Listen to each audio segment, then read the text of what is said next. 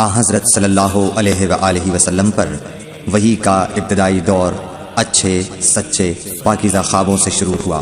آپ خواب میں جو کچھ دیکھتے وہ صبح کی روشنی کی طرح صحیح اور سچا ثابت ہوتا۔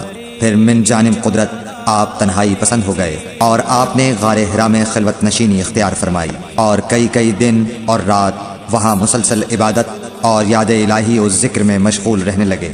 جب تک گھر آنے کو دل نہ چاہتا توشہ ہمراہ لیے ہوئے وہاں رہتے۔ توشہ ختم ہونے پر ہی اہلیہ محترمہ حضرت خدیجہ رضی اللہ تعالی عنہا کے پاس تشریف لاتے اور کچھ توشہ ہمراہ لے کر پھر وہاں جا کر خلوت گزین ہو جاتے۔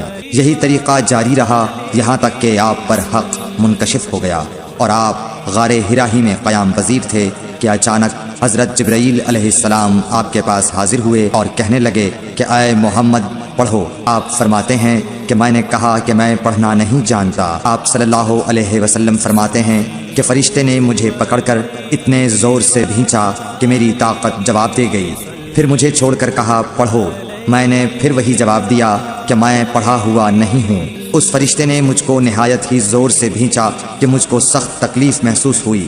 پھر اس نے کہا کہ پڑھ۔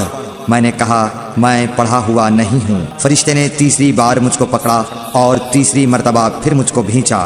پھر مجھے چھوڑ دیا اور کہنے لگا کہ پڑھو اپنے رب کے نام کی مدد سے جس نے پیدا کیا اور انسان کو خون کی پھٹکی سے بنایا۔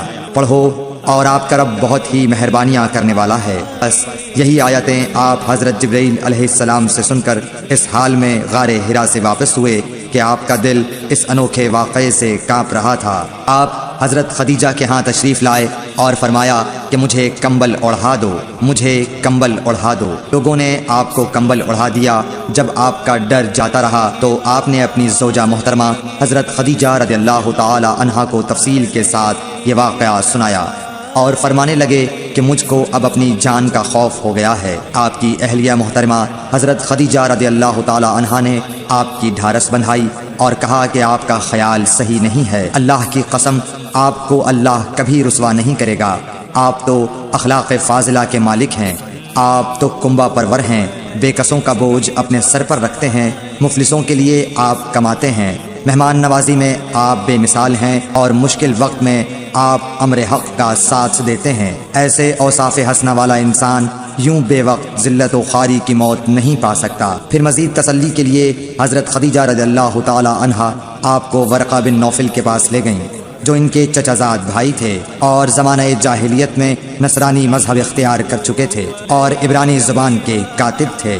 چنانچہ انجیل کو بھی حسب منشائے خداوندی عبرانی زبان میں لکھا کرتے تھے۔ انجیل سریانی زبان میں نازل ہوئی تھی، پھر اس کا ترجمہ عبرانی زبان میں ہوا۔ ورقہ اسی کو لکھتے تھے۔ وہ بہت بوڑھے ہو گئے تھے، یہاں تک کہ ان کی بینائی بھی رخصت ہو چکی تھی۔ حضرت خدیجہ رضی اللہ تعالی عنہا نے ان کے سامنے آپ کے حالات بیان کیے اور کہا کہ اے چچا زاد بھائی، اپنے بھتیجے محمد صلی اللہ علیہ وسلم کی زبانی ذرا ان کی کیفیت سن لیجئے۔ وہ بولے کہ بھتیجے آپ نے جو کچھ دیکھا ہے اس کی تفصیل سناؤ۔ چنانچہ آپ صلی اللہ علیہ وآلہ وسلم نے از اول تا آخر پورا واقعہ سنایا، جسے سن کر ورقہ بے اختیار ہو کر بول اٹھے کہ یہ تو وہی ناموس معزز رازدان فرشتہ ہے جسے اللہ نے حضرت موسیٰ علیہ السلام پر وحی دے کر بھیجا تھا۔ کاش میں آپ کے اس عہد نبوت کے شروع ہونے پر جواں عمر ہوتا۔ کاش میں اس وقت تک زندہ رہتا جبکہ آپ کی قوم آپ کو اس شہر سے نکال دے گی۔ رسول کریم صلی اللہ علیہ وآلہ وسلم نے یہ سن کر تعجب سے پوچھا کہ کیا وہ لوگ مجھ کو نکال دیں گے، حالانکہ میں تو ان میں صادق و امین و مقبول ہوں۔ ورقہ بولا ہاں یہ سب کچھ سچ ہے، مگر جو شخص بھی آپ کی طرح امر حق لے کر آیا لوگ اس کے دشمن ہی ہو گئے ہیں۔ اگر مجھے آپ کی نبوت کا وہ زمانہ مل جائے تو میں آپ کی پوری مدد کروں گا۔ مگر ورقہ کچھ دنوں کے بعد انتقال کر گئے۔ پھر کچھ عرصے تک وحی کی آمد موقوف رہی۔ صحیح بخاری حدیث نمبر 3۔